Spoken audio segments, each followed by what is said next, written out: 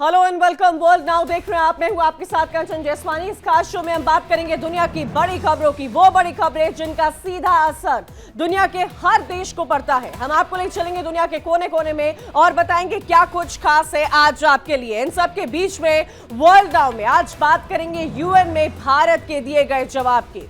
UN में पाकिस्तान के PM Shahbaz शरीफ ने स्पीच दी जिसमें 80% बातें सिर्फ और सिर्फ झूठी कही गई।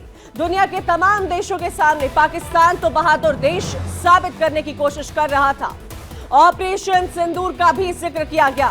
बैकफुट पर इस वक्त पाकिस्तान पर है, लेकिन शहबाज की ये तमाम कोशिशें तब फेल हो गई जब तक वहां एक युवा राजनयिक ने उसकी बोलती बंद कर दी। पेटल गहलोत ने पाकिस्तान को कैसे चुप कराया है, इसके बारे में भी आपको बताएंगे।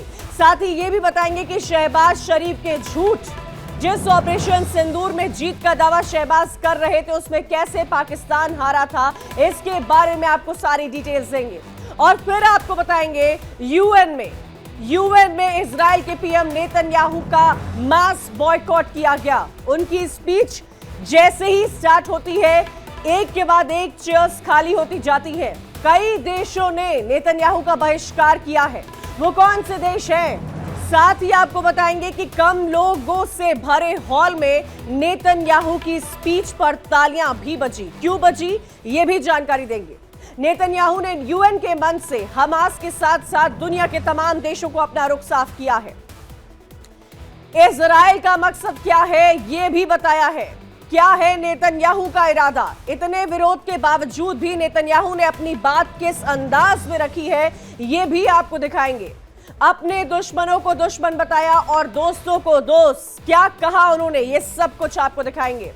नेतन्याहू ने उस ग्रीन पोडियम से, उस स्पीच से कैसे इजराइल के हॉस्टेजेस तक अपनी बात पहुंचाई है, ये तमाम चीजें आपको दिखाएंगे। और फिर बात करेंगे इंडिया और यूनाइटेड स्टेट्स ऑफ अमेरिका के बीच ट्रेड डील, जिसको लेकर बात आगे अब भी नहीं बढ़ पाई है। अमेरिका ने क्या कहा है, भारत इस पर क्या जवाब दे रहा है, भारत और रशिया का ऑयल को लेकर क्या बात हो रही है, ये तमाम बातें आपको बताएंगे। एक तरफ डोनाल्ड ट्रंप दोस्ती की बात करते हैं तो दूसरी तरफ डोनाल्ड ट्रंप दबाव बनाकर अपनी डील पूरी करने की कोशिश करते हैं। लेकिन क्या है ट्रेड डील? पीयूष गोयल कब अमेरिका से वापस आए हैं और क्या उस डील में कुछ हुआ है या आने वाले समय में होगा, ये तमाम बातें अगले 1 घंटे मेरे साथ वर्ल्ड नाउ में। शुरुआत करते हैं आज की सबसे बड़ी और पहली खबर के साथ, जहां यूएनजीए में इंडिया की बेटी ने जवाब दिया है, जिसने पाकिस्तान की तमाम झूठी बातों की पोल खोल दी है। दरअसल पाकिस्तान के पीएम शहबाज शरीफ ने यूएनजीए में स्पीच दी क्योंकि पाकिस्तान की बारी थी और उन्होंने अपनी स्पीच वहां पर दी, उसी ग्रीन पोडियम से जिस ग्रीन पोडियम से सभी हेड ऑफ स्टेट स्पीच दे रहे हैं। और इस स्पीच में शहबाज ने पाकिस्तान की जितनी भी झूठी अचीवमेंट्स रही है उसकी कहानी बताई है। यही वो पोडियम है जिसका मैं जिक्र कर रही हूं, यही पाकिस्तान के पीएम है, यही शहबाज शरीफ है और यहीं से उनकी फेक स्टोरीज शुरू होती है।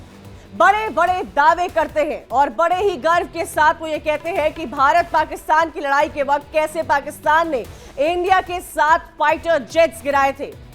शहबाज शरीफ ने अपने पायलट्स की तारीफ करते हुए उन्हें एक ईगल कहा है और उन्होंने कहा है कि हमारे पाकिस्तान में जो फाल्कन्स उड़ान भरते हैं और 7 इंडियन जेट्स को गिराया है, पाकिस्तान की जीत हुई है, ऐसा कहना है शहबाज शरीफ का। शहबाज ने ऑपरेशन सिंदूर में भारत के खिलाफ जीत का दावा किया। हालांकि आपको बता दें कि पाकिस्तान फाइटर जेट्स गिराने का दावा तो पहले भी कई बार कर चुका है, लेकिन कभी भी उसके कोई भी प्रूफ पाकिस्तान की तरफ से किसी भी मंच पर नहीं दिए गए हैं। जबकि भारत ने, हमारे देश भारत ने हर चीज का सबूत दिया है कि कैसे भारत ने पाकिस्तान को तबाह किया, कैसे शहबाज शरीफ और उनके देश में जो आतंकवाद परोस रहा है उस पर टारगेट किया गया। लेकिन शहबाज शरीफ यहां पर नहीं रुकते हैं। उन्होंने पहलगाम हमले का भी जिक्र किया और कहा कि पाकिस्तान ने पहलगाम हमले की इंटरनेशनल जांच की अपील की है, लेकिन भारत ने उस प्रस्ताव को ठुकरा दिया है, ऐसा कहना है पाकिस्तान के पीएम का। ये तो शहबाज की बॉडी लैंग्वेज थी। वो देखिए कितने कॉन्फिडेंट नजर आ रहे हैं और उसी कॉन्फिडेंस के साथ वो एक के बाद एक कई झूठ बोल रहे थे, बड़े बड़े खोखले दावे कर रहे थे। उनकी जुबान लड़खड़ा रही थी, लेकिन शक्ल पर पूरा और पूरा ही कॉन्फिडेंस नजर आ रहा था। शहबाज शरीफ ने यह दावा किया है कि पाकिस्तान लड़ाई के वक्त काफी स्ट्रांग पोजीशन में था, मतलब भारत को हरा रहा था, फिर भी सीज फायर का समर्थन कर रहा था, ऐसा कहना पाकिस्तान का है। और इसी के साथ शहबाज ने लड़ाई रुकवाने के लिए ट्रंप का शुक्रिया किया है। आपको याद होगा ट्रंप भी कई बार इंडिया पाकिस्तान के बीच जो सीज फायर हुआ था उसका क्रेडिट लेते हैं, लेकिन भारत ने इस बात से सीधे तौर पर इनकार किया है। सबसे पहले आपको बताते हैं कि शहबाज ने यूएन में आखिर क्या क्या झूठे दावे किए हैं। भारत के साथ लड़ाई में पाकिस्तान की जीत हुई है, ऐसा कहना है शहबाज शरीफ का यूएनजीए की ग्रीन पोडियम से। यह पहला झूठ। दूसरा झूठ, पाकिस्तान अब शांति चाहता है। पाकिस्तान ने भारत के 7 फाइटर जेट्स गिराए हैं, यह तीसरा झूठ था। भारत ने पहलगाम हमले की जांच का प्रस्ताव ठुकराया है, यह भी चौथा झूठ था।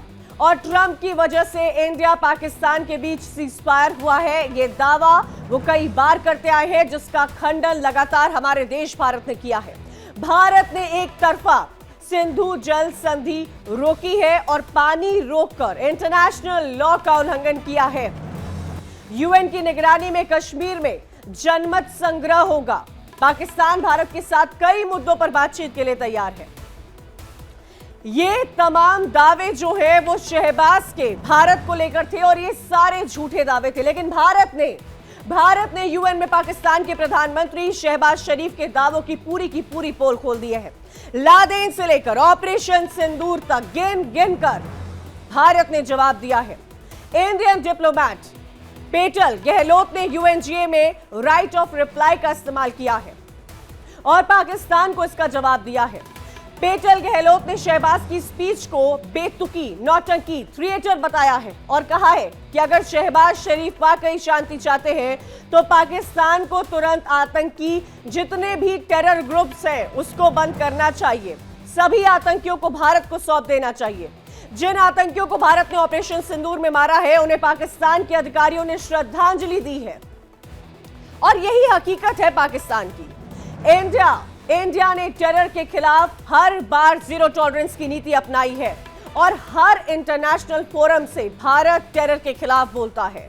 भारत की जीरो टॉलरेंस की पॉलिसी है टेररिज्म के अगेंस्ट। आतंकवाद को लेकर पाकिस्तान का रुख क्या है, इससे अब पूरी की पूरी दुनिया वाकिफ हो चुकी है। ये सिर्फ दुनिया के सामने झूठ बोलते हैं, लेकिन हमेशा से आतंकवाद और उनके आकाओं का साथ देते हैं। सबसे पहले आपको सुनाते हैं हमारे देश की डिप्लोमैट पेटल गहलोत ने क्या बड़ी बातें कही है यूएनजीए में। This assembly witnessed absurd theatrics in the morning from the Prime Minister of Pakistan, who once again glorified terrorism that is so central to their foreign policy. This is the very same Pakistan which, at the UN Security Council on 25th April 2025, shielded the resistance front, a Pakistani-sponsored terror outfit, from the responsibility of carrying out the barbaric massacre of tourists in the Indian Union territory of Jammu and Kashmir. Sari में UNGA में बैठी भारत की प्रतिनिधित्व करने वाली महिला को आप देखिए, जिन्होंने हर जवाब कॉन्फिडेंस के साथ दिया है। यही है पेटल गहलोत। एक तरफ पेटल ने साड़ी में भारत की संस्कृति को दर्शाया है, तो वहीं दूसरी तरफ वहां पर कई सारे लोग जो पाकिस्तान दावा कर रहा था, जिसको सुन रहे थे, उसका जवाब दिया है। ये तस्वीर आप देख रहे हैं, ये तस्वीर दरअसल पेटल गहलोत की है। हमारे देश की इंडियन डिप्लोमैट है जो प्रेजेंट कर रही थी और जिन्होंने अपने राइट टू रिप्लाई को इस्तेमाल करते हुए जो यूएनजीए में शहबाज शरीफ ने स्टेटमेंट दिया है उस पर करारा जवाब दिया है। जो थिएटर किया है, जो ड्रामा किया है पाकिस्तान ने, उस पर करारा जवाब दिया है। यूएन में पाक को इंडिया की तरफ से बहुत बड़ा जवाब दिया गया है और साफ तौर पर कहा गया अपने स्टेटमेंट में कि कोई भी ड्रामा या झूठ छिपा नहीं सकता है सच को। पाकिस्तान के पीएम जिस जीत की बात कर रहे हैं वो भारत के हमले में बर्बाद एयर स्पेस, जले हुए हैंगर, टूटे रनवे हैं। बहावलपुर मुदरके की तस्वीरें सच बयां कर रही है, जिसकी तस्वीरें लगातार इंडियन आर्मी की तरफ से शेयर की गई है। उन तस्वीरों में सेना द्वारा मारे गए आतंकियों के साफ साफ सबूत हैं। ये यूएनजीए में कहा गया है इंडिया की तरफ से। पाक का आतंकवाद को पनाह देने का लंबा इतिहास रहा है और इसमें जिक्र किया गया उसामा बिन लादेन का, जिसको 1 दशक तक पाकिस्तान में छिपाया गया था। टेररिज्म के खिलाफ जंग का नाटक करता है पाकिस्तान, और पाकिस्तान के मंत्रियों ने यह स्वीकारा है कि उन्हीं के देश में टेरर कैंप्स हैं। पाकिस्तान ने रेजिडेंट फ्रंट आतंकी ग्रुप को बचाने की कोशिश की है, जो पहलगाम में टूरिस्ट की हत्या का जिम्मेदार है। और उसी पाकिस्तान ने भारत से सीजफायर की गुहार लगाई थी। जिस सीजफायर को लेकर जिसका क्रेडिट शहबाज ने डोनाल्ड ट्रंप को दिया है, उस पर इंडिया की तरफ से कहा गया, साफ तौर पर उसी मंच से कहा गया कि पाकिस्तान ने भारत से सीजफायर की गुहार लगाई थी और शांति के लिए टेरर कैंप्स बंद करे पाकिस्तान। नफरत बोने वाला देश आस्था पर उपदेश दे रहा है। इंडिया और पाकिस्तान के बीच में तीसरे पक्ष के लिए कोई जगह है ही नहीं। पेटल गहलोत ने यह साफ कर दिया कि न्यू इंडिया न्यूक्लियर ब्लैकमेल से नहीं डरता है और ना ही भारत ऐसी किसी भी धमकियों के आगे कभी झुकेगा। दुनिया के लिए भारत का संदेश साफ रहा है और हर प्लेटफॉर्म से साफ रहा है, आतंकवाद को बिल्कुल बर्दाश्त नहीं किया जाना चाहिए। इन सब के बीच में यूएनजीए में पाकिस्तान को एक बार फिर से करारा जवाब मिला है, जिसके बाद बेहद बड़े अंदाज में बात रखने वाली पेटल गहलोत की चर्चा हर तरफ हो रही है। पेटल की स्पीच न सिर्फ इंटरनेशनल लेवल पर गूंज रही है, बल्कि भारत में भी हर कोई उनके अंदाज की तारीफ कर रहा है। अब आपको यह बताते हैं कि पेटल गहलोत कौन है। पेटल गहलोत दिल्ली की रहने वाली है और संयुक्त राष्ट्र में भारतीय मिशन की फर्स्ट सेक्रेटरी है। पेटल पॉलिटिकल साइंस में ग्रेजुएट है।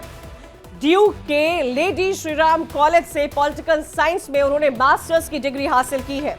इसके अलावा लैंग्वेज इंटरप्रिटेशन एंड ट्रांसलेशन में भी मास्टर्स की डिग्री उन्होंने हासिल की है और उसके बाद बड़े से बड़े करियर में उन्होंने रफ्तार पकड़ी है। तो आपको ग्राफिक्स के थ्रू बताते हैं कि आखिर कौन है पेटल गहलोत।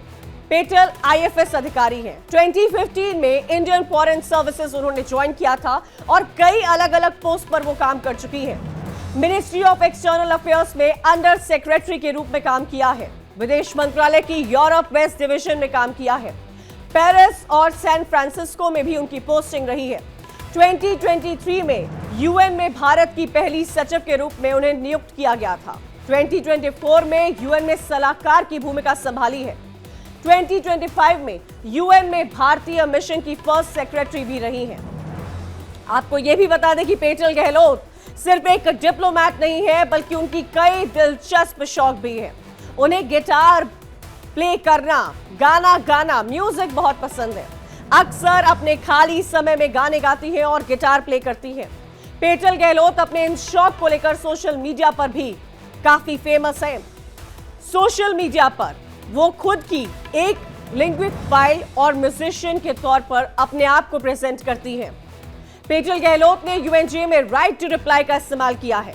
अब आप ये समझिएगा कि आखिर राइट टू रिप्लाई क्या होता है, जिसका इस्तेमाल भारत ने किया है, और कब कोई भी देश इसका प्रयोग कर सकता है, क्योंकि यूएनजीए का 80th सेशन चल रहा है। सभी हेड ऑफ स्टेट जो है अपने अपने देश का नेशनल स्टेटमेंट दे रहे हैं, अपनी स्पीच दे रहे हैं। आज जयशंकर भी यूएस में बोलेंगे, सबकी नजरें उस पर भी टिकी हुई है। लेकिन इन सब के बीच में राइट टू रिप्लाई क्या होता है? यूएनजीए के एनक्रिस 5 के तहत जो नियम बताए गए हैं, उसमें राइट टू रिप्लाई सबसे इंपॉर्टेंट माना जाता है। ये रूल क्या होता है? और इसके तहत कोई भी जो वहां पर डेलीगेशन मौजूद है, उसको किसी भी दिन जनरल मीटिंग के लास्ट में अपने राइट टू रिप्लाई का प्रयोग करने का अधिकार होता है। यानी किसी भी दिन जब 2 मीटिंग्स खत्म हो जाती है तो राइट टू रिप्लाई का प्रयोग किया जा सकता है। लेकिन राइट टू रिप्लाई का प्रयोग उसी टॉपिक पर किया जा सकता है जिस पर मीटिंग होती है। राइट टू रिप्लाई का इस्तेमाल कब किया जाता है, अब इसको ग्राफिक्स के थ्रू समझिएगा, जिसके तहत यूएनजीए में इंडियन डिप्लोमैट ने पाकिस्तान के साथ साथ पूरी दुनिया को जवाब दिया है, वो राइट टू रिप्लाई के तहत दिया है। तो यूएन में एक देश दूसरे देश पर आरोप लगाता है और ये निंदा करता है। ये अमूमन रहा है, क्योंकि उस पोडियम से यही किया जाता है। उस देश का नेशनल स्टेटमेंट क्या है और दूसरा देश क्या सोचता है, दूसरे देश के बारे में बातें रखी जाती है। इन सब के बीच में जब देश की आत्मसम्मान या सुरक्षा को लेकर कोई खतरा होता है, यानी किसी देश की इंटेग्रिटी एंड सिक्योरिटी पर कोई खतरा होता है, तो इस्तेमाल किया जाता है इस राइट को। उसी समय आप सोचिए, जब स्पीच हो रही है, वो देश तुरंत या बाद में यूएनजीए में अपना जवाब दे सकता है, जैसे कि इंडियन डिप्लोमेट ने अपना जवाब, अपने देश का जवाब दिया है। इन सब के बीच में आपको यह भी बता दें कि 2 टाइमिंग में जवाब दिया जा सकता है। 2 टाइमिंग इसके लिए तैयार की गई है और ये राइट टू रिप्लाई कोई भी कंट्री वहां पर इस राइट को एग्जीक्यूट कर सकती है, जिस राइट को इंडिया ने एग्जीक्यूट किया है। पहला वक्त होता है 10 मिनट का। जो पोडियम पर स्पीच जो देश देता है, उसके एवज में जो रिप्लाई किया जाता है, उसकी 2 स्लॉट टाइमिंग होती है। फर्स्ट टाइम आपको 10 मिनट्स का दिया जाता है और दूसरा जो है वो 5 मिनट का टाइम दिया जाता है। कुल मिलाकर इतने समय में किसी भी देश को अपनी ही सीट से अपने स्टेटमेंट को लेकर, अपने देश के स्टेटमेंट को लेकर रिप्लाई करने का अधिकार होता है, उसमें जिसके लिए उस देश का नाम लिया गया हो। जैसे ग्रीन पोडियम से कोई भी हेड ऑफ स्टेट अगर किसी दूसरे स्टेट के बारे में कुछ कह रहा है, तो वो स्टेट अपनी सीट से इस गिवन टाइम स्लॉट में अपनी बात रख सकता है, उस स्टेट को रिप्लाई कर सकता है। इसी का इस्तेमाल हमारे देश भारत ने किया है और देश का प्रतिनिधि अपने फैक्ट्स उस समय सामने रख सकते हैं। उस कंट्री के क्या फैक्ट्स हैं, क्या फिगर्स हैं, वो तमाम बातें उस टेबल पर प्रेजेंट की जाती है, जिस टेबल पर पेटल गहलोत बैठी थी, और इसी राइट को उन्होंने इस्तेमाल किया है। रूल में देश गलत इंफॉर्मेशन का खंडन करता है और आप सोचिए, जो गलत इंफॉर्मेशन लगातार पाकिस्तान की तरफ से परोसी गई, जो एक के बाद एक झूठ पाकिस्तान की तरफ से फायर की गए हैं, उसके लिए इंडिया ने उस गलत इंफॉर्मेशन का खंडन किया है और फैक्ट्स के साथ हमारे देश के डिप्लोमेट ने अपनी बातें रखी है। पेटल गहलोत ने भी इसी का इस्तेमाल किया है, पाकिस्तान के झूठे आरोपों का काउंटर किया है और बेहद शानदार अंदाज में काउंटर किया है। अब बात करते हैं उस ऑपरेशन सिंदूर की, जिसको लेकर पाकिस्तान के पीएम शहबाज ने यूएनजीए के मंच पर झूठ बोला है। पाकिस्तान जो 1948, 65, 71 और कारगिल युद्ध भारत से हुई हर जंग में खुद को जीता हुआ बताता है, उसने ऑपरेशन सिंदूर में भी खुद को विजयी करार दिया है। आप सोचिए, ये पाकिस्तान के झूठ है। पाकिस्तान ने अपनी जमीन पर आतंकवाद को बोया है, उसे खाद दी है, उसे मिनरल दिया है, उसे वाटर दिया है, उसे पनाह दी है, उसे पैदा करता है, उसे जहर देता है और वही जहर, वही पॉइजन जो वहां बनता है, वो भारत के खिलाफ इस्तेमाल करता है। पहलगाम हमले के बाद भारत ने पाकिस्तान से बदला लिया और बदला ऐसा जिससे दुनिया में भारत की शान बढ़ा दी। भारत की आर्मी, नेवी, एयरफोर्स के ज्वाइंट ऑपरेशन के तहत 6 और 7 मई के दरमियान पाकिस्तान के कब्जे वाले 9 टेरर पॉइंट्स पर अटैक किया गया था इंडिया की तरफ से और इन आतंकी ठिकानों पर अटैक किया गया था। आतंक के अड्डे क्या है वो भी आपको दिखा रहे हैं। ये जो आप तस्वीरें देख रहे हैं, इन तस्वीरों में साफ तौर पर बयां किया जा सकता है कि किस तरह आतंक के अड्डों को तबाह किया गया था। भारतीय सेना ने कैसे पाकिस्तान के आतंकी ठिकानों को तबाह किया था और उसके बाद से ये जो विजुअल्स हैं वो जारी किए गए थे कि कैसे ये इमेजेस हैं जो ली गई थी, ये वो इमेजेस हैं, ये वो सबूत है जो हमारी जीत दिखाती है, जो हमारे ऑपरेशन सिंदूर को रिप्रेजेंट करती है, जो पाकिस्तान के आतंकी ठिकानों को दिखाती है और उन आतंकी ठिकानों को कैसे तबाह किया गया है वो इस वीडियो में दिखाया गया है। ये वो वीडियो है जब ऑपरेशन सिंदूर हुआ था। तो इसी के साथ, इस वीडियो के साथ इंडिया का जो डेलीगेशन है वो फौरन भी गया था। जैश-ए-मोहम्मद का गढ़ बहावलपुर सेना ने पूरी तरह से तबाह कर दिया। लश्कर का अड्डा, मुरीद के हिजबुल मुजाहिदीन का ठिकाना, मरकज, आतंकियों के ट्रेनिंग कैंप, सब के सब तबाह कर दिए गए थे। तस्वीरें आप देख सकते हैं। सेना ने पहलगाम में मारे गए बेकसूर लोगों की मौत का बदला लिया था। आपको भारतीय सेना के सटीक टारगेट के बारे में बताते हैं। भारतीय सेना के क्या क्या सटीक टारगेट रहे थे। बहावलपुर, ये जैश-ए-मोहम्मद का गढ़ माना जाता है। भारत पर बड़े से बड़े आतंकी हमले किए हैं इन लोगों ने, जिम्मेदार माने गए हैं ये लोग। जेईएम के लिए भर्ती करता है, फंडिंग भी करता है और ट्रेनिंग देता है। ये ट्रेनिंग का केंद्र माना जाता था। इंडिया का टारगेट नंबर 2 था मुरिब के लश्कर ए तैयबा का हेडक्वार्टर था, मरकज ए तैयबा जिसे कहा जाता है, और सबसे बड़े आतंकी ठिकानों में से एक था जिसको अटैक किया इंडिया ने। इंडिया का थर्ड टारगेट था नारोवाल, जैश ए मोहम्मद का बहुत बड़ा गढ़ माना जाता है, सर्जल फैसिलिटी के नाम से इसको जाना जाता है, आतंकियों की मुख्य लॉन्चिंग साइट थी ये। चौथा टारगेट था सियालकोट, हिजबुल मुजाहिदीन का अड्डा यहां पर था, महबूबा जोया फैसिलिटी सेंटर था, एलओसी से घुसपैठ के लिए यहीं पर आतंकियों को ट्रेनिंग दी जाती थी, ब्रेन वॉश किया जाता था उनका। टारगेट नंबर 5 था सैयद बिलाल मरकज, लश्कर ए तैयबा का गढ़, पुंछ में लश्कर ए तैयबा लड़ा के भेजता था यहीं से। टारगेट नंबर 6 कोटाली, मरकज अब्बास, 100 से 125 जैश ए मोहम्मद के आतंकी यहीं पर रहते थे और यहीं से वो लोग हथियार सप्लाई किया करते थे। टारगेट 7 कोटली, मस्कर रहीद रुशादत, हिजबुल मुजाहिदीन के आतंकी ट्रेनिंग कैंप में से एक था, और पहाड़ी इलाकों में जंगल के बीच इनका कैंप था। हथियार को, वेपन्स को कैसे इस्तेमाल किया जाए इसकी ट्रेनिंग यहां पर मिलती थी। टारगेट नंबर 8 सवाई नाला, लश्कर ए तैयबा का एक बहुत बड़ा कैंप, युवाओं का माइंड वॉश किया जाता था, उनको भर्ती कराया जाता था, कसाब ने इसी कैंप में ट्रेनिंग ली थी। टारगेट नंबर 9 सैयदना बिलाल मरकज, जैश ए मोहम्मद का ऑफिस और ट्रेनिंग कैंप, ट्रेड करके आतंकियों को यहां से बॉर्डर पार कराया जाता था। ये वो 9 टारगेट्स थे जिसके सबूत इंडिया ने दिए हैं, लेकिन पाकिस्तान झूठा दावा करने लगा है और हर मंच से कर रहा है। भारत ने आम लोगों को किस तरह से पाकिस्तान के लोगों ने निशाना बनाया है ये सब ने देखा। इन सब के बीच में पाकिस्तान से एक ऐसी तस्वीर और वीडियो सामने आए हैं जिसने कई बातें खुद ब खुद बेनकाब की है। पाकिस्तान का आतंकियों से प्रेम है, ये जग जाहिर है। आतंकियों को पाकिस्तान में श्रद्धांजलि दी जाती है, पाकिस्तान के अधिकारी जनाजे में खड़े रहते हैं, जिसकी तस्वीर आप देख रहे होंगे। ये एक आतंकी का जनाजा है, लश्कर ए तैयबा का आतंकी हाफिज अब्दुल रऊफ लाहौर के पास बुदीरके के एक आतंकी कैंप पर भारतीय हमलों में मारा गया था। 3 आतंकियों के लिए वहां जनाजा जो लगाया गया था उसमें भारी भरकम लोग थे।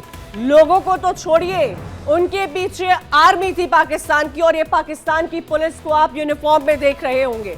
पुलिस के बड़े बड़े आला अधिकारी थे। रऊफ अमेरिकी ट्रेजरी द्वारा विशेष रूप से नामित एक वर्ल्ड टेररिस्ट है, और इस स्ट्राइक के बाद पाकिस्तान को जो नहीं करना था उसने वो भी किया। पाकिस्तान ने भारत के ऊपर ड्रोन, मिसाइल, बॉर्डर एरिया में गोली तोप से हमला किया। 8 मई की रात थी जब इस्लामाबाद ने भारत के बॉर्डर राज्यों में कई भारतीय ठिकानों को निशाना बनाया था। भारत उस वक्त भी पूरी तरह से तैयार था, उसका एयर डिफेंस सिस्टम तब भी तैयार था। भारत ने सभी हमलों को सफलतापूर्वक विफल किया है और मजबूती जवाबी हमलों में जवाबी कार्रवाई भी की है। इंडिया ने 8 और 9 मई की रात को पाकिस्तान के एयर डिफेंस सिस्टम पर हमला करके जवाबी कार्रवाई की थी। भारत के निशाने पर सीधा लाहौर था। इंडियन एयरफोर्स ने जवाबी कार्रवाई में लाहौर में पाकिस्तान की headquarter 9B air defence system को नष्ट किया था, जो पाकिस्तान को चाइना ने दिया था। चाइना के भी सिस्टम का फेलियर था ये। पाकिस्तान ने भारत के एयरबेस को निशाना बनाने की कोशिश तो की, लेकिन कामयाबी बिल्कुल भी नहीं मिली थी, और इसी के जवाब में भारत ने पाकिस्तान के 11 एयरबेसेस पर हमला किया। पाकिस्तान की वायुसेना का 20% इंफ्रास्ट्रक्चर पूरी तरह से तबाह हो गया था, और पाकिस्तान को तब जाकर पाकिस्तान को सीजफायर के लिए इंडिया के सामने आना ही पड़ा था। सेना ने एक एक चीज, पूरी की पूरी तबाही के सबूत हमारी देश की सेना ने पेश किए थे, और कई बार उसके बाद भी कई मौकों पर पेश करते आए हैं। ऑपरेशन सिंदूर के सबूत इंडियन आर्मी की किसी भी वेबसाइट पर आपको मिल सकते हैं। इंडियन आर्मी की वेबसाइट के अलावा इन सबूतों को इंटरनेशनल लेवल पर इंडिया के डेलीगेट्स लेकर पहुंचे थे। 9 आतंकी अड्डों को तबाह किया था, और उन 9 आतंकी अड्डों की तस्वीर भी हमने आपको दिखाई। क्या क्या टारगेट पॉइंट्स है ये भी हमने आपको दिखाया। 100 से ज्यादा आतंकी इस पूरे के पूरे ऑपरेशन में ढेर हुए थे।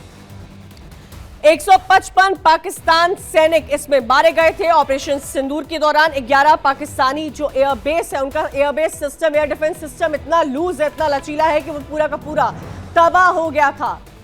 6 सैन्य विमान गिराए गए थे इस ऑपरेशन सिंदूर में।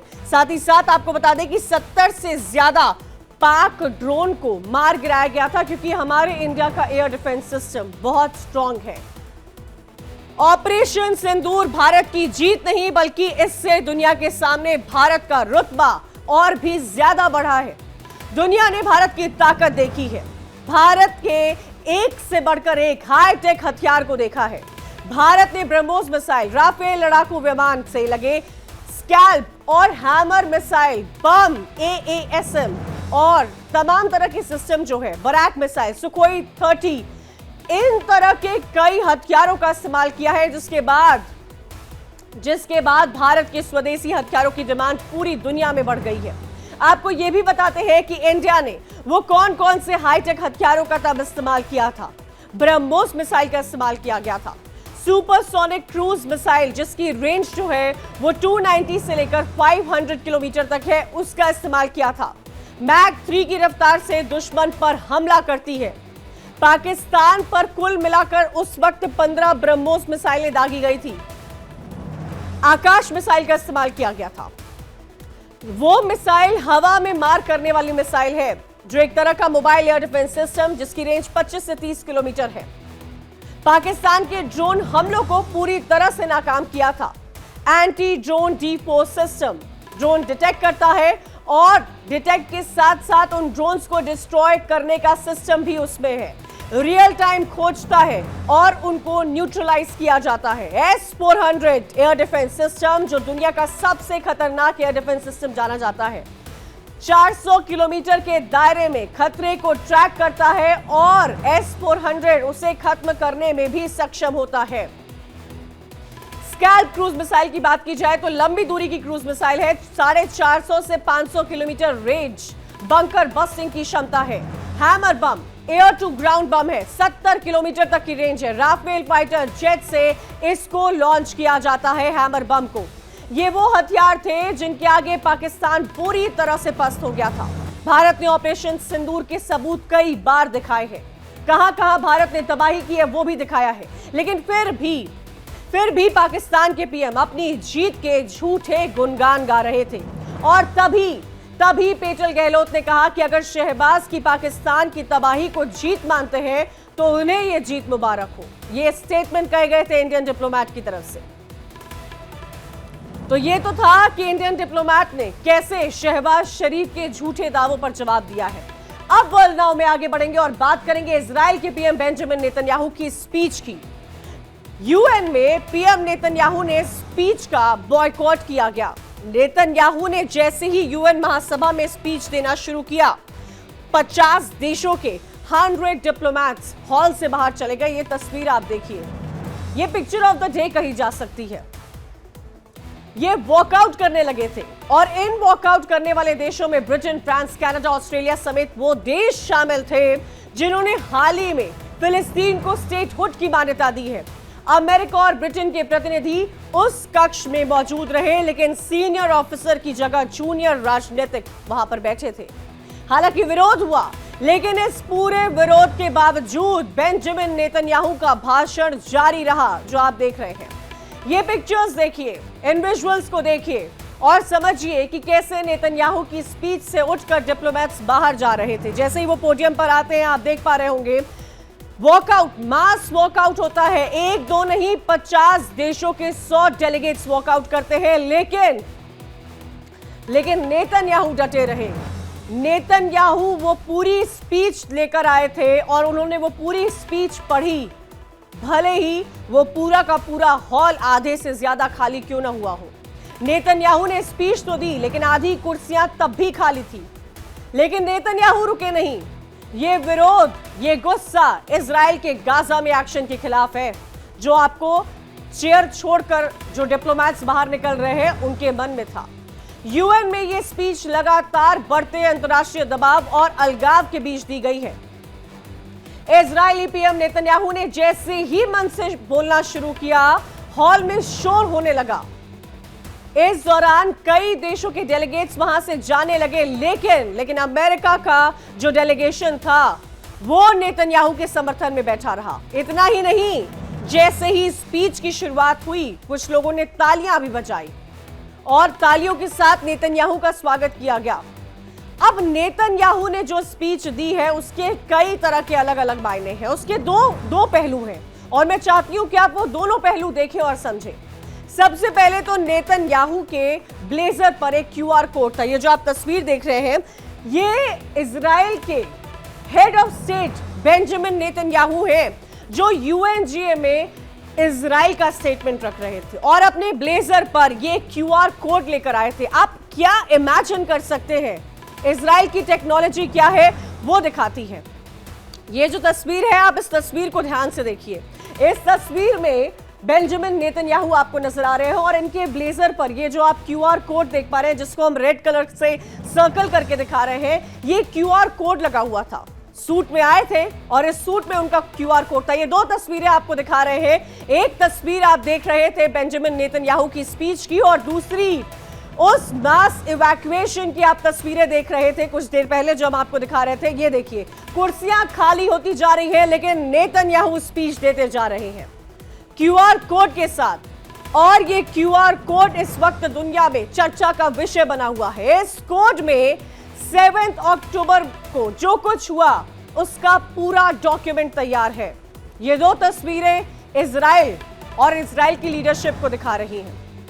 7 अक्टूबर के अत्याचारों का डॉक्यूमेंट करने वाले एक वेबसाइट का लिंक था वो क्यूआर कोड जो बेंजामिन नेतन्याहू ने अपने ब्लेजर पर लगाया था। आप सोचिए, प्रधानमंत्री के साथ उस हॉल में जो लोग मौजूद थे, जो इजराइल के लोग थे, उन्होंने भी ये क्यूआर कोड पहना हुआ था जो आप उनके ब्लेजर पर देख पा रहे होंगे। इस क्यूआर कोड को न्यूयॉर्क में इजरायली कूटनीति का एक खास अटेम्प्ट माना जा रहा है। यूएन के हेडक्वार्टर और टाइम्स स्क्वायर के पास दर्जनों बिलबोर्ड, ट्रक और डिजिटल स्क्रीन पर 7 अक्टूबर को याद रखे संदेश के साथ ये क्यूआर कोड भी प्रदर्शित किया गया है। अमेरिका में इजराइल के गाजा पर हमलों के खिलाफ लगातार प्रदर्शन हो रहे हैं, लेकिन ऐसे में इजराइल की यह कोशिश है कि अमेरिकन को उसकी कार्रवाई के प्रति नजरिए को बदलने की जरूरत है और वही नजरिया यहां बेंजामिन नेतन्याहू लेकर आए थे। नेतन्याहू ने इसके बाद स्पीच शुरू करने के बाद एक मैप दिखाया, मैप के साथ क्यूआर भी दिखाया। मैप की तस्वीर आपको दिखाते हैं। ये तो आप एमसीक्यूज की तस्वीर देख रहे हैं, लेकिन एक मैप लेकर पहुंचे थे नेतन्याहू और उस नक्शे पर उन्होंने बहुत बड़े निशान बनाकर दुनिया का ध्यान खींचा था। यही वो मैप है जो नेतन्याहू अपने साथ लेकर आए थे, जिसमें उन्होंने लिखा था the Kurds, Iran, Iraq, Syria. और उस मैप पे जो रेड से एनकाउंटर किया गया है, इसने सबका ध्यान खींचा है। इस बोर्ड को दिखाया गया, इस बोर्ड को स्पीच के दौरान इस्तेमाल किया गया था और इसके बाद आया था एक अलग ऑप्शन जिसमें मल्टीपल चॉइस क्वेश्चन लेकर आए थे वो, जिसमें उन्होंने हॉल में मौजूद लोगों को पढ़कर भी सुनाया था। इन सब से ऐसा लग रहा है कि नेतन्याहू दुनिया को मैसेज देने के लिए यूएन से कोशिश कर रहे थे, क्योंकि नेतन्याहू ने जब स्पीच की शुरुआत की तब यूएन के प्रेसिडेंट और वहां बैठे लोगों के साथ साथ उन्होंने इजराइल के जो हॉस्टेजेस हैं उनको भी संबोधित किया और हमास को संदेश दिया। वो अपने साथ मैप लेकर आए थे। ये दिखाता है, बताता है कि उन्होंने अपने दुश्मनों को साफ कह दिया है। लास्ट वार्निंग हमास को दी गई है कि अगर उन्होंने इजराइल के हॉस्टेजेस को रिहा नहीं किया तो उसका बहुत बुरा अंजाम होगा। The fight is still on, it is not and. इस तरह के स्टेटमेंट्स उन्होंने दिए थे। नेतन्याहू ने हॉस्टेजेस तक को अपना मैसेज कैसे पहुंचाया ये भी आपको बताते हैं। जब नेतन्याहू का स्पीच चल रहा था तो इजराइल की खुफिया एजेंसी मोसाद ने गाजा में मोबाइल नेटवर्क्स को हैक कर लिया था। इजराइल ने गाजा में मोबाइल नेटवर्क पर कब्जा कर लिया और वहां के लाखों लोगों को पीएम बेंजामिन नेतन्याहू का यूएन वाला स्पीच लाइव सुनवाया, ताकि लोगों के साथ साथ हमास के लोगों को भी इसका सीधे लाइव संदेश मिल सके। लाउडस्पीकर लगाए गए थे, उन लाउडस्पीकर के जरिए हमास को भी उनका संदेश सुनाया गया। नेतन्याहू ने यूएनजीए में कहा कि वो बंधकों को सीधे संबोधित करना चाहते हैं और उन्होंने किया। उन्होंने यह भी कहा कि लाउडस्पीकर और मोबाइल पर उनका संदेश गाजा तक पहुंच रहा है। नेतन्याहू ने 20 जिंदा हॉस्टेजेस के नाम भी पढ़े। उन्होंने साफ शब्दों में कहा कि हॉस्टेजेस को सौंपें और हथियार सरेंडर करें। इजराइल के पीएम ने कहा कि हमास के जो भी ऑपरेटिव्स हैं वो बचेंगे, उन्हें खोजा जाएगा और उसका अंजाम सिर्फ और सिर्फ डेथ होगी, मौत होगी।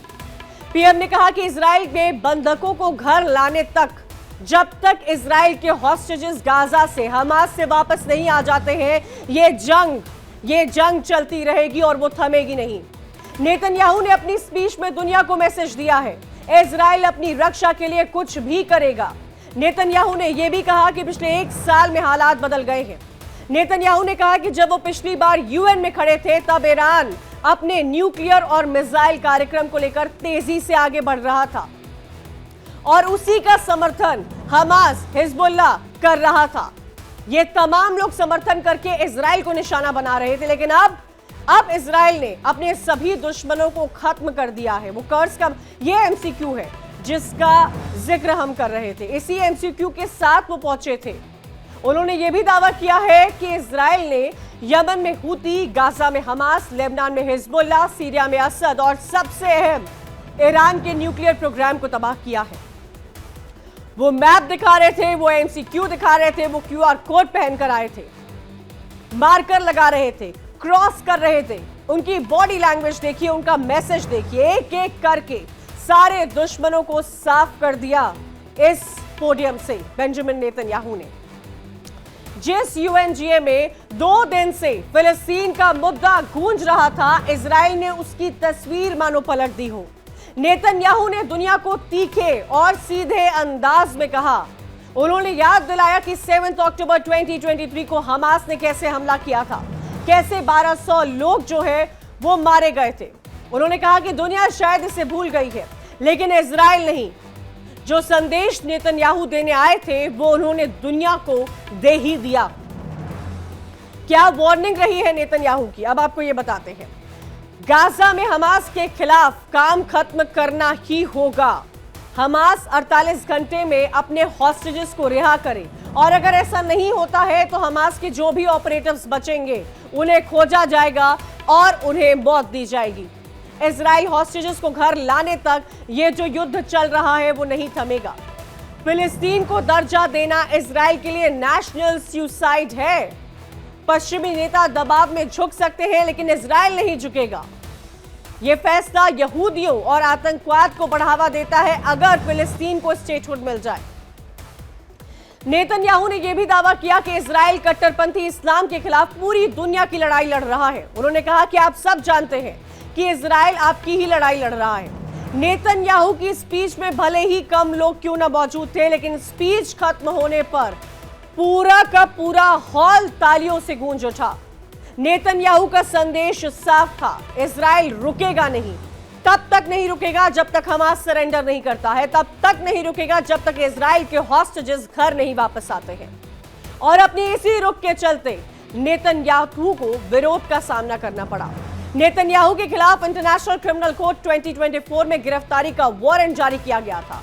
उन पर गाजा में जंग को बढ़ावा देने और भुखमरी को जंग में हथियार के रूप में इस्तेमाल करने के आरोप लगे थे। इन सब वजहों से उन्होंने यूरोप के उन देशों के हवाई क्षेत्र से बचने की कोशिश की जो कि आईसीसी के नियम का पालन करते हैं। इन देशों में फ्रांस, स्पेन, पोर्टुगल, आयरलैंड और ब्रिटेन शामिल हैं। अगर नेतन्याहू का विमान इन देशों के हवाई क्षेत्र से गुजरता है तो उन देशों की सरकारें उन्हें रोककर गिरफ्तार कर सकती हैं। आप सोचिए, और गिरफ्तार करके उनको सौंप कर सकती है। अगर बात की जाए गाजा की, तो गाजा स्वास्थ्य मंत्रालय के अनुसार इजरायली अभियान जो इजराइल की तरफ से पूरा युद्ध चल रहा है उसमें अब तक 65,000 से ज्यादा लोग मारे जा चुके हैं और करीब 1.5 लाख से ऊपर लोग जो है वो घायल हुए हैं। जिन बंधकों को नेतन्याहू ने यह संदेश दिया उनकी बात करें तो गाजा में अभी भी लगभग 58 इजरायली बंधक मौजूद हैं। 7 अक्टूबर 2023 को हमास ने हमले में बंधक बनाया था। इससे पहले 2025 में 2 युद्ध विराम समझौते के दौरान कुल मिलाकर 148 बंधकों को रिहा किया गया था। नेतन्याहू का मैसेज साफ है, बंधकों को छोड़ो वरना हमास का खात्मा तय होगा। वर्ल्ड नाउ में अब हम बात करेंगे अपनी तीसरी और आखिरी स्टोरी की, जो इंडिया और अमेरिका के बीच ट्रेड डील को लेकर बातचीत चल रही थी। इसमें दोनों ही देशों ने एक दूसरे के सामने कई प्रस्ताव रखे हैं। 22 से लेकर 24 सितंबर वॉशिंगटन में मीटिंग हुई, जिसमें पीयूष गोयल ने अमेरिकी व्यापार प्रतिनिधि जेमसन ग्रीन और से बात की है, मुलाकात की है, जिसमें एक बार फिर से टैरिफ को लेकर बातचीत हुई है। अमेरिका में यह टैरिफ रशिया के खिलाफ दबाव बनाने के लिए लगाया गया था, इंडिया पर लगाया गया था। भारत ने अमेरिका से 25% टैरिफ हटाने को कहा है। यह टैरिफ अमेरिका ने भारत पर रशिया से तेल खरीदने के लिए लगाए थे। भारतीय डेलीगेशन पीयूष गोयल के नेतृत्व में अमेरिका गया था और 3 दिन तक लगातार बातचीत हुई है। उसके बाद पीयूष गोयल अपने डेलीगेशन के साथ वापस आ गए हैं, जिसके बाद ministry of commerce and industry की तरफ से कहा गया है कि कई मुद्दों पर बातचीत हुई है। इस मीटिंग में टैरिफ एक बहुत बड़ा मुद्दा रहा है। H-1B वीजा को लेकर भी बातचीत हुई है। आपको याद होगा कि ट्रंप, जिन्होंने अब दवाओं पर भी टैरिफ लगा दिया है, ब्रांडेड मेडिसिन पर, उसका भी असर व्यापार पर आने वाले वक्त में पड़ सकता है। इस मीटिंग के बाद से दोनों देशों की तरफ से पॉजिटिव रिएक्शंस तो सामने आए हैं और ये ऐसा माना जा रहा है कि जल्द ही दोनों पक्षों की तरफ से टैरिफ कम करने पर कोई सहमति बन जाए। भारतीय डेलीगेशन ने अमेरिका इन्वेस्टर्स और बिजनेसमैन से भी मुलाकात की, एंटरप्रेन्योर से भी मुलाकात की, जिन्होंने इंडिया की इकोनॉमी पर भरोसा जताया है, कारोबार बढ़ाने की इच्छा भी दिखाई है।